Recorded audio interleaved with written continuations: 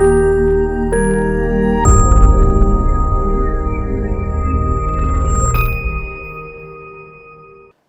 రోజుల్లో cancer ట్రీట్మెంట్ని revolutionise చేసే ఒక చాలా ఇంపార్టెంట్ టెక్నాలజీ ఏంటో తెలుసా మీకు? అదే లిక్విడ్ బయాప్సీ.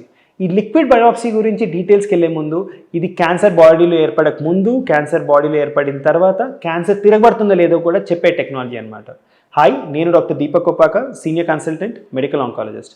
సో ఇందాక నేను మీకు చెప్తున్నట్టు లిక్విడ్ బయాప్సీ అనే ఒక చాలా లేటెస్ట్ ట్రీట్మెంట్ ఆల్రెడీ అందుబాటులో ఉంది. ఇది వాళ్ళ రోజున క్యాన్సర్ని డిటెక్ట్ చేయడానికి, కొన్ని రకాల మ్యూటేషన్స్ని ముందే ఐడెంటిఫై చేయడానికి ఆల్రెడీ వాడటం జరుగుతుందన్నమాట.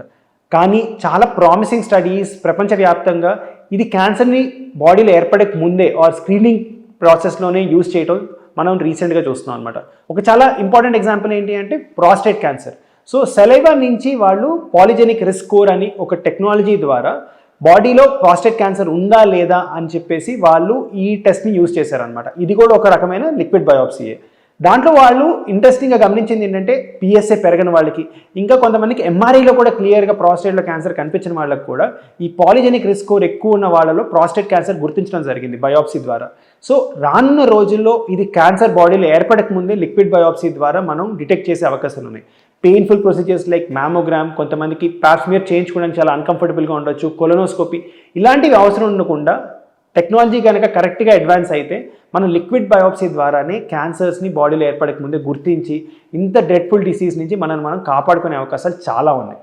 ఇదే కాకుండా క్యాన్సర్ బారిన పడిన వాళ్ళకు కూడా లిక్విడ్ బయాప్సీ అన్నది ఇవాళ రోజున జెనెటిక్ మ్యూటేషన్స్ ఐడెంటిఫై చేసి టార్గెటెడ్ థెరపీస్ని ఇంకా బెటర్ వేలో యూజ్ చేసే అవకాశాలు ఇస్తున్నాయి అనమాట. ఫర్ దట్ ఎగ్జాంపుల్ లంగ్ క్యాన్సర్లో ఎవరికైతే నార్మల్గా ట్రెడిషనల్ బయాప్సీతో పాటు లిక్విడ్ బయాప్సీ చేశారో వాళ్ళలో 15% అడిషనల్ టార్గెటబుల్ మ్యూటేషన్స్ డిటెక్ట్ చేసి వాళ్ళకి కీమోథెరపీ, ఇమ్యూనోథెరపీ లాంటి ట్రీట్మెంట్స్ అవసరం లేకుండా జస్ట్ టార్గెటెడ్ థెరపీ ఇచ్చే అవకాశాలు కలిగిస్తున్నాయి అనమాట. ఇదే కాకుండా పేషెంట్స్కి ఎవరికైతే ట్రీట్మెంట్ అయిపోయాయో వాళ్ళలో క్యాన్సర్ తిరిగి వచ్చే రిస్క్ ఎలా ఉందో, ఈ రిస్క్ ఎంత ఉందో మనకి డిటెక్ట్ చేసి చెప్పే టెక్నాలజీకి కూడా లిక్విడ్ బయాప్సీ యూజ్ చేస్తున్నారనమాట. ఇది ఇవాళ రోజున ఆల్రెడీ కోలాన్ క్యాన్సర్లో అప్రూవ్ అయింది. ఎవరికైతే కోలాన్ క్యాన్సర్లో సర్జరీ అయిపోతుందో, సర్జరీ అయిన తర్వాత కూడా లిక్విడ్ బయాప్సీలో ట్యూమర్ డిఎన్ఏ డిటెక్ట్ చేసిన వాళ్ళు ఉన్నారో వాళ్ళల్లో క్యాన్సర్ వచ్చే రిస్క్ గణనీయంగా ఎక్కువగా ఉంది.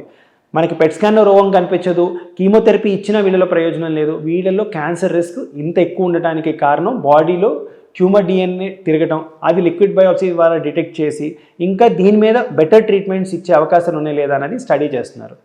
ఇది కాకుండా ఫ్యూచర్లో ఇంకా లిక్విడ్ బయాప్సీని రకరకాల మెథడ్స్లో యూజ్ చేసి బయాప్సీ, ట్రెడిషనల్ బయాప్సీని అవాయిడ్ చేసి లిక్విడ్ బయాప్సీ ద్వారానే క్యాన్సర్ నిర్ధారణ చేసే అవకాశాలు చాలా ఉన్నాయన్నమాట. సో ఇలాంటి ఇంట్రెస్టింగ్ అప్డేట్స్ కోసం మా ఛానల్ని రెగ్యులర్గా ఫాలో అవ్వండి.